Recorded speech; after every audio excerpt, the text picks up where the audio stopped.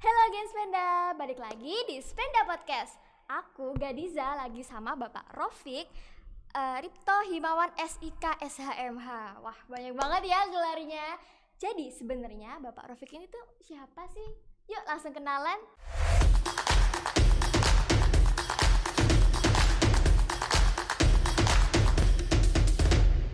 Selamat siang Pak. Selamat siang, Gadisa. Kenalkan nama saya Ya, Gadiza, udah ya. tahu dong Pak. Heeh.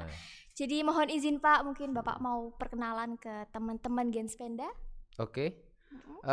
Sahabat Spenda, saya mendapat kesempatan yang luar biasa bisa mengikuti podcast Spenda yang punya motonya Be the Light for Your Generation.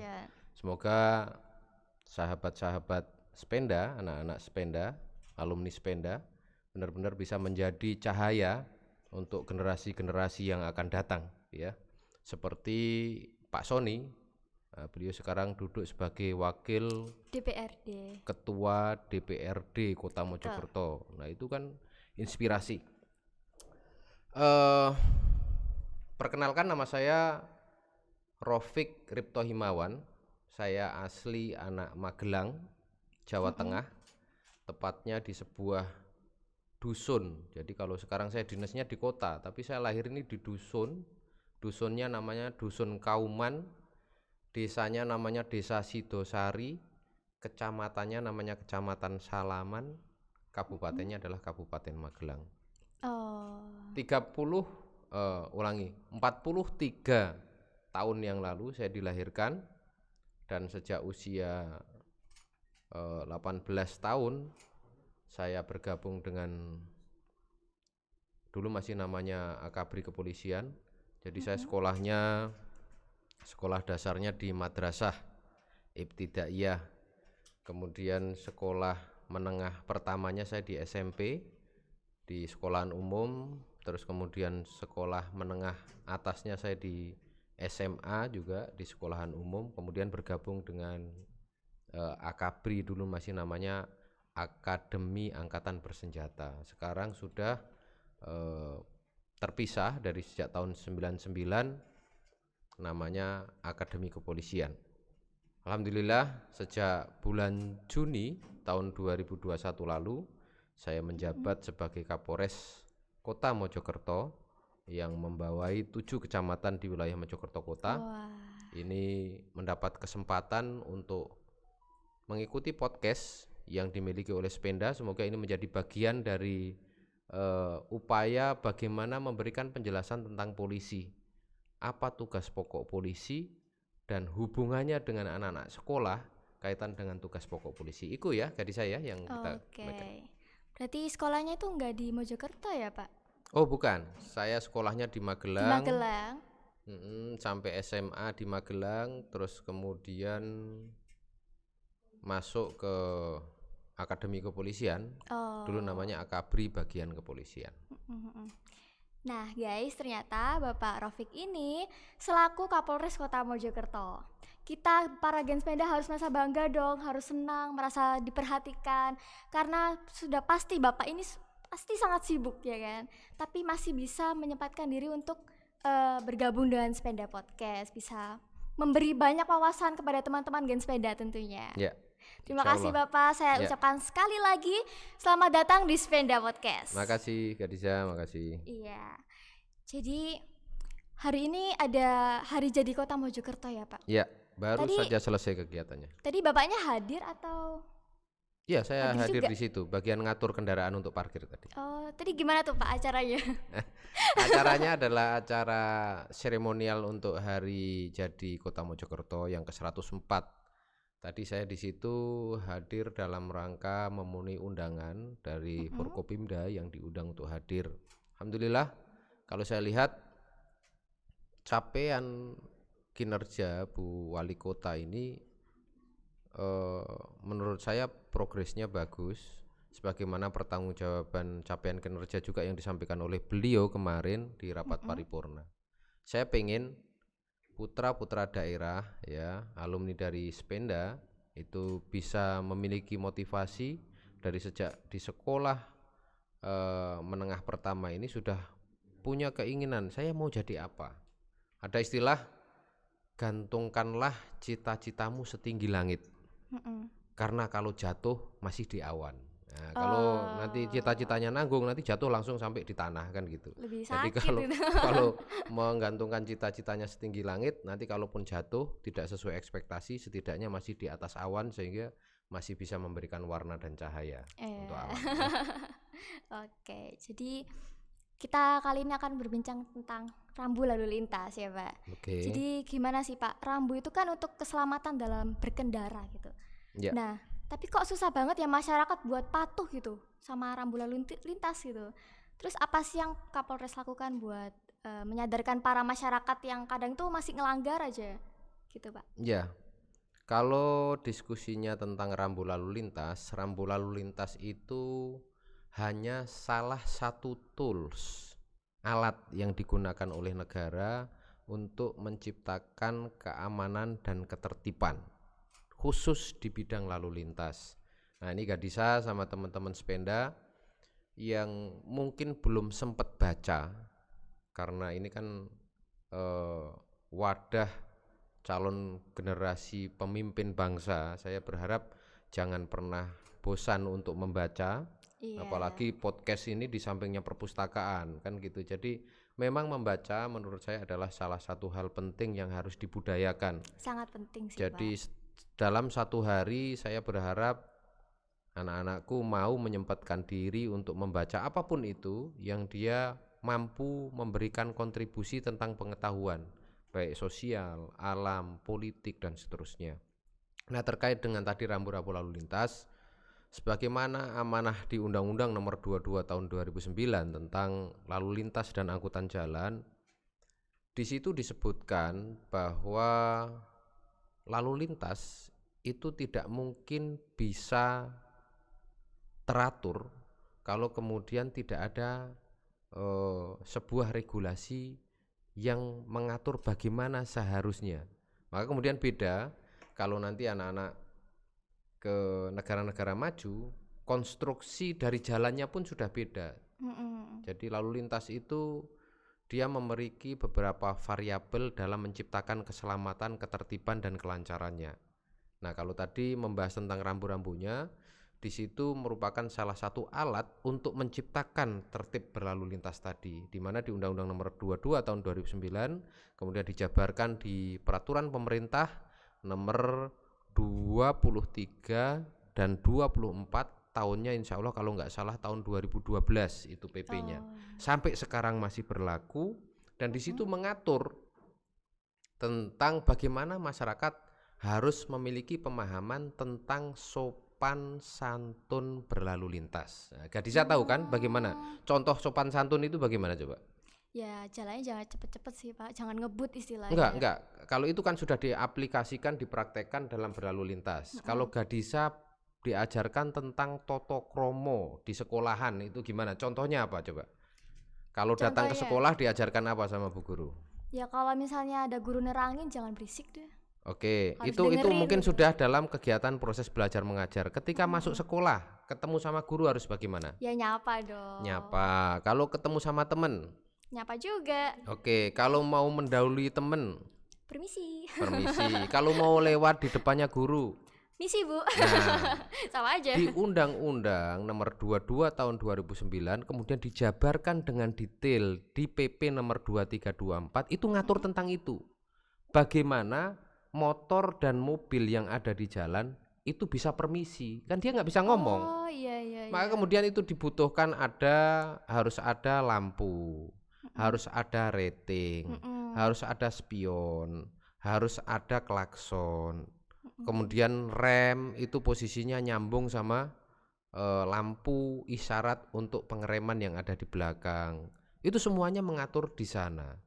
Maka saya berpesan sama Gadisa dan teman-teman sepeda yang ada di podcast dan menyaksikan podcast ini, tolong baca Undang-Undang Nomor 22 Tahun 2009 dan tolong baca kaitan dengan aturan di Peraturan Pemerintah Nomor 23 tahun dan 24 tahun 2012.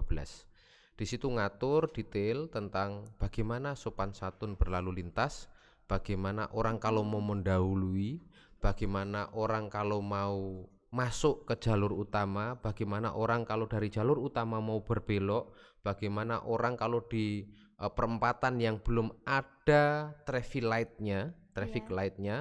Terus kemudian di situ juga mengatur bagaimana kalau orang mau berhenti, apa yang harus dilakukan, semuanya diatur detail sehingga masyarakat paham, termasuk juga rambu-rambu yang mengatur itu, karena dia Mm-mm. akan mengatur bagaimana orang mengendarai kendaraan, mana yang harus didahulukan, kalau mau Mm-mm. berbelok boleh apa enggak, tempat beloknya diatur di mana, boleh parkir atau tidak. Diperhitungkan dulu. Nah, semuanya diatur dengan detail supaya tercipta keteraturan, Oh iya iya. tercipta ketertiban, Mm-mm. dan yang paling penting bisa diwujudkan keselamatan berlalu lintas. Itu Kak Disa. Oke.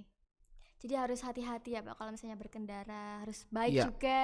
iya, Apalagi kalau misalnya mau belok harus rating dulu juga kan. ya, Nah, itu bagian dari aturan di sana. Makanya hati-hati itu akan bisa dilakukan kalau orang sudah paham.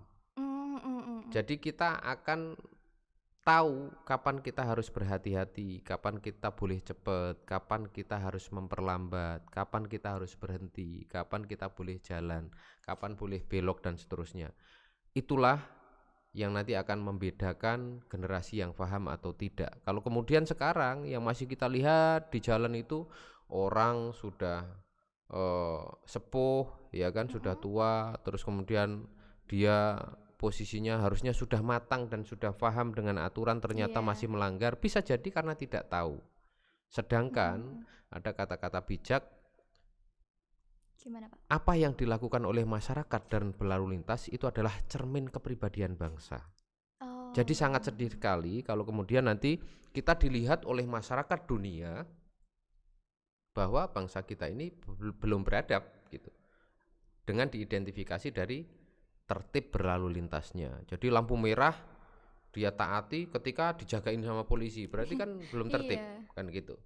Terus kemudian rambu-rambu dihormati kalau ada polisi yang Kalau ada jaga, berarti polisi. kan bukan karena tertib dengan Bukan tulus aturannya, tapi gitu. takut sama polisinya. Iya. Nah, kan gitu Kak Disa. Mm.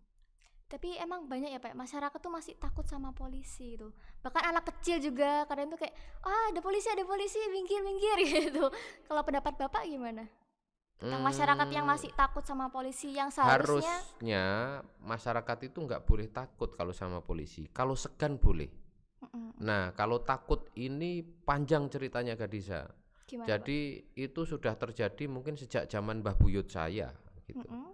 Apalagi kalau di eranya Gadisa sekarang ya mungkin cuman menjalankan turunan itu. Bahkan ada anak kecil itu yang dia tidak mau makan, yang buat nakut-nakutin supaya makan itu polisi. Ayo, mam, nek enggak tak bilangin sama polisi. Itu ada polisi lewat gitu. Jadi memang dari sejak kecil kita sudah dijadikan sebagai sarana untuk nakut-nakutin anak. Oh Jadi gitu. sangat lumrah ketika sudah besar, orang masih melekat di alam bawah sadarnya bahwa polisi itu menakutkan. Serem Padahal gitu. harusnya polisi itu disegani, bukan Mm-mm. ditakuti gitu ya. Tapi emang polisi itu kan sahabat masyarakat ya Pak ya, Ya, yang seharusnya tuh nggak usah takut, tapi masih bisa segan lah. ya, Ya, ya. gitu. Nah, terus kalau tentang anak-anak di bawah umur gitu Mm-mm. Pak, kayak berkendara tuh naik motor, naik mobil, tapi masih di bawah umur gitu Pak. Gimana? Ya, itu balik lagi, gak bisa. Yang saya pengen kalau bisa mungkin nanti SMP 2 ini menjadi salah satu eh, bagian dari trigger mekanisme ya. Jadi ada mekanisme yang menjadi trigger supaya anak-anak itu bisa disiplin dalam berlalu lintas. Harapan saya ke sana. Ketika podcast ini saya diundang, saya pengennya nanti kemudian ada regulasi atau kurikulum yang menjadi bagian dari ekstra, kalau memang belum masuk kurikulum pendidikan formal, Iya. mungkin dimasukkan ke ekstra kaitan dengan tambahan bagaimana memahami tentang aturan sopan santun berlalu lintas, bagaimana praktek untuk boleh mengendarai kendaraan bermotor di jalan, di usia berapa harusnya sudah diperbolehkan dan di usia berapa belum diperbolehkan menggunakan kendaraan, karena ini semuanya tools yang digunakan oleh pemerintah untuk menciptakan keamanan, keselamatan dan ketertiban yang tadi saya sampaikan. Kalau tadi Gadisa tanya ini usia segini harusnya kan belum boleh. Iya, belum boleh itu karena diatur di undang-undang. Di undang-undang kita itu bahwa orang yang dia masih dalam kategori anak, berarti di bawah umur, itu dia tidak bisa mempertanggungjawabkan apapun yang dia lakukan karena dia masih di bawah pengampuan orang tuanya. Masih kecil.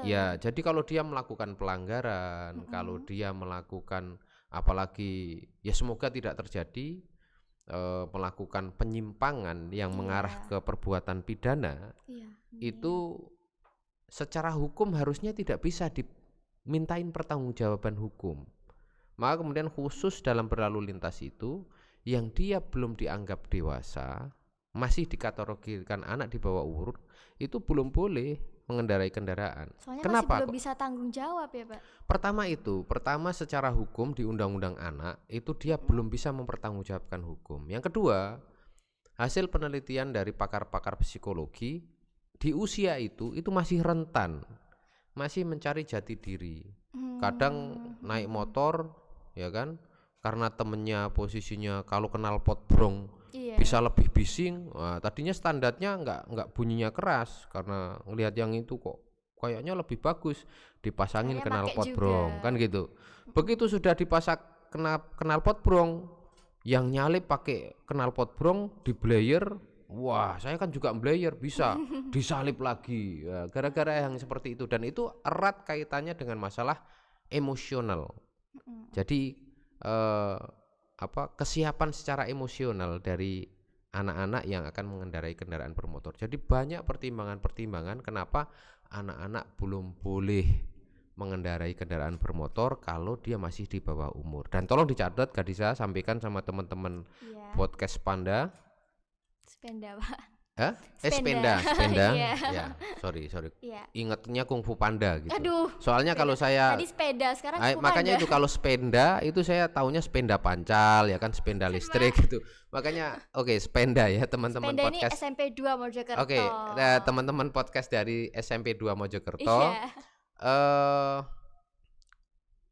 Keamanan, ketertiban dan kelancaran berlalu lintas itu harus diciptakan. Dan saya mau menyampaikan juga sebuah data bahwa kemarin di saat 2 tahun kita berjibaku dengan COVID-19, itu Mojokerto kota dan kabupaten itu sempat masuk di level 3 dan level 4. Iya. Apa yang menjadi indikator level 3, level 4 itu adalah tiap hari terkonfirmasi adanya penambahan kasus COVID, dan tiap hari ada yang terkonfirmasi kasus COVID, sakit COVID dan meninggal dunia. Indikatornya ke sana.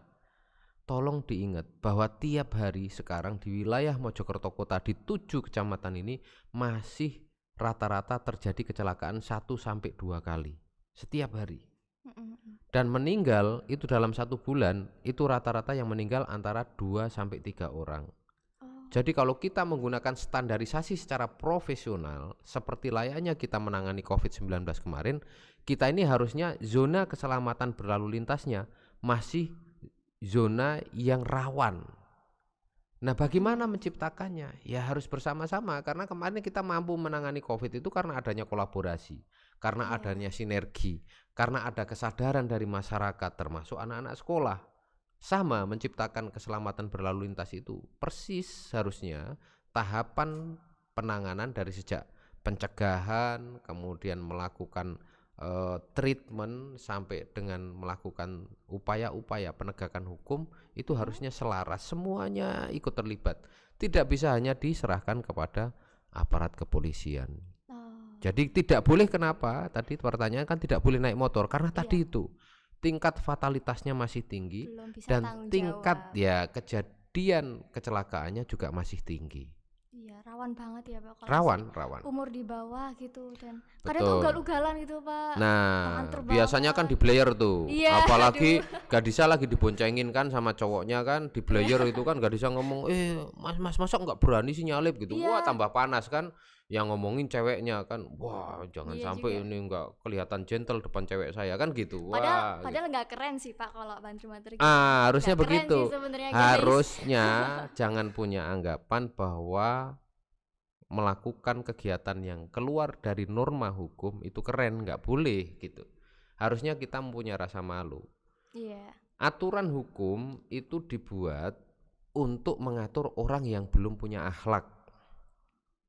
Kalau orang sudah punya akhlak dan akhlaknya akhlakul karimah, akhlak yang baik, harusnya tidak pakai aturan, dia sudah tidak akan melakukan pelanggaran dan Sudah penyimpangan. paham gitu. Iya, maka kemudian aturan itu dibuat karena masih banyak yang belum punya akhlakul karimah.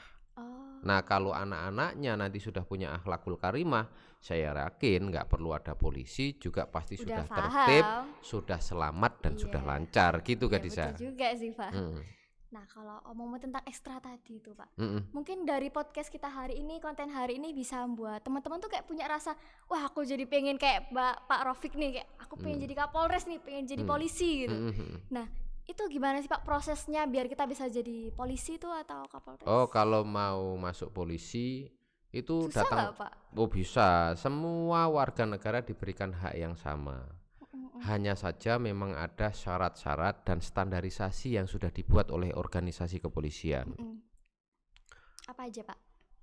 Yang pertama, ada 3 hal penting yang dituntut di apa namanya, yang dan harus disiapkan oleh generasi untuk menjadi anggota Polri. Yang pertama adalah dia memiliki standarisasi secara fisik. Mm-mm. Jadi fisiknya tinggi badan, badan, terus berat. kemudian berat badan Iya. gitu. Jadi kayak misalnya Nizar gitu kan, sahabat Iya. kita di Spenda itu Tim podcast kita. itu memenuhi standar gitu, tapi Oh, harus melakukan beberapa langkah. Misalnya iya. lari siang tiap hari ya kan, mengikuti Biar tambah program. kuat lagi. Biar tambah kuat nanti si Nizar. Terus jadi secara tinggi badan, berat badan, terus kemudian kemampuan dasar kayak push up, pull up, set up, lari selama 12 menit itu ada standarisasinya. Kemudian yang kedua, secara intelijensi dia juga harus menyiapkan diri karena ada kemampuan-kemampuan yang harus dimiliki secara standar. Apa kemampuannya? Pengetahuan umum harus memiliki, pengetahuan sosial harus memiliki, pengetahuan alam harus memiliki, dan nanti tahapan untuk tes kemampuan akademis dan tes kemampuan dasar tentang TOEFL itu nanti juga diteskan di situ. Oh, jadi Terus selain fisik juga harus punya pengetahuan yang luas gitu ya, Pak? betul, secara intelektual dia juga dituntut untuk memahami. Kemudian yang ketiga, itu dia harus memiliki kemampuan dasar emotional content. Jadi secara emosional, secara psikologikal dia juga harus memenuhi standar-standar tertentu. Makanya kemudian nanti ada tes kesehatan jiwa, ada tes psikologi, gitu. terus kemudian nanti ada tes wawancara kaitan dengan kebangsaan, kaitan dengan kepancasilaan ke sana. Kalau tes psikologi itu apa sih, Pak? Ya, Tesnya itu kayak gimana? tes psikologi itu tes yang mengidentifikasi secara psikologis orang ini memiliki kecenderungan menyimpang atau tidak. Oh, Nah, iya, itu iya, juga ada. Banyak ahli-ahli psikolog ya, ahli-ahli psikiater ya, ahli-ahli psikologi yang dia dilibatkan di situ. Kalau kemudian mau tahu tentang ilmu psikologinya, nanti Gadisa panggil tuh ahli psikiater untuk podcast juga di sini. Waduh. Ya. Iya. Jadi gitu guys. Kita kalau misalnya mau jadi polisi atau seperti Bapak Rofik ini yang luar biasa loh ternyata. Kita harus punya fisik yang kuat juga. Ya. Nah, selain itu kita juga harus punya pengetahuan yang sangat luas supaya kita bisa jadi seperti Bapak Rofik ini. Amin. Mungkin ada yang mau disampaikan ke teman-teman Genspenda? Satu hal yang mau saya sampaikan, Iya. sorry. Iya, Pak. Yang mau saya sampaikan kepada anak-anakku dari SMP 2. siswa-siswi SMP 2 Mojokerto, kalau menukil dari sebuah hadis baginda Rasulullah Muhammad SAW, itu beliau bersabda kaitan dengan masalah menciptakan keteraturan itu. Hadisnya berbunyi begini, man ro'a mungkaron fayughayyir biyadih. Jadi kalau orang melihat adanya kemungkaran yang terjadi, maka kalau dia mampu mengubah dengan tangannya, maka dia diperintahkan untuk mengubah dengan tangannya. Kemudian beliau melanjutkan fa'in lam yastati fabilisani.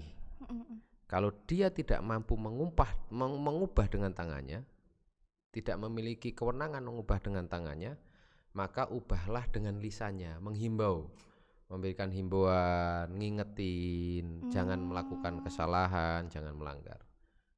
Dilanjutkan lagi, kalau itu tidak mampu dengan lisan, fa'in lam yastati fabiqolbi.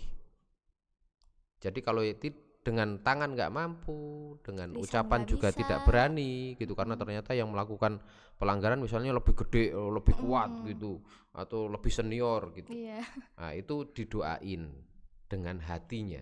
Fa'in lam yastati fabiqolbi. Jadi kalau dengan tangan nggak berani, dengan lisan nggak berani, maka doakan yang melakukan penyimpangan, kebut-kebutan itu didoakan. Tapi baginda Nabi menyampaikan bahwa at'aful iman, dan itulah selemah-lemah iman. Jadi selemah-lemah iman itu doain tadi. Kalau iman yang grade-nya di atasnya lagi, dia mampu untuk berani menghimbau. Nah, kalau kemudian lebih mampu lagi, ngubah dengan tangannya. Karena kita hidup di negara yang memiliki dasar hukum yang jelas. Dalam sistem ketatanegaraan kita sudah diatur, ada pembagian-pembagian tugas dan kewenangan, Gadisa. Nah, polisi ini memiliki tugas pokok diatur di Undang-Undang Nomor 2 Tahun 2002, itu di pasal 12, 13, 14 jelas sekali di situ. Nah, salah satu tugas pokok Polri itu adalah melindungi, mengayomi dan melayani. Terus kemudian yang kedua adalah menciptakan keamanan dan ketertiban masyarakat, menjamin. Kemudian yang ketiga, melakukan penegakan hukum. Jadi kalau ada yang langgar-langgar, nyimpang, kita diberikan kewenangan oleh negara untuk melakukan penegakan hukum. Kalau kemudian anak-anak dari SMP 2 Mojokerto mau masuk ke dalam kelompok yang nanti memiliki grade atau tingkatan tertinggi dalam orang memiliki keimanan, maka masuklah ke institusi kepolisian, karena polisi diberikan banyak sekali kewenangan untuk meluruskan kesalahan-kesalahan di masyarakat. Untuk melakukan penegakan hukum terhadap kemungkaran-kemungkaran yang terjadi. Harapan saya nanti ini menjadi motivasi khusus supaya nanti mendapat makom terbaik di hadapan Allah Subhanahu wa taala sebagaimana dipesankan oleh baginda Nabi Muhammad SAW. Amin. Ya. Terima kasih loh, Pak. Oke, Nah, Gadisa. demikian guys kita podcast hari ini bersama dengan Bapak Kapolres Kota Mojokerto.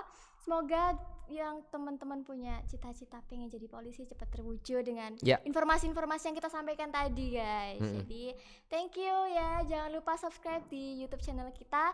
Thank you and see you. Terima kasih.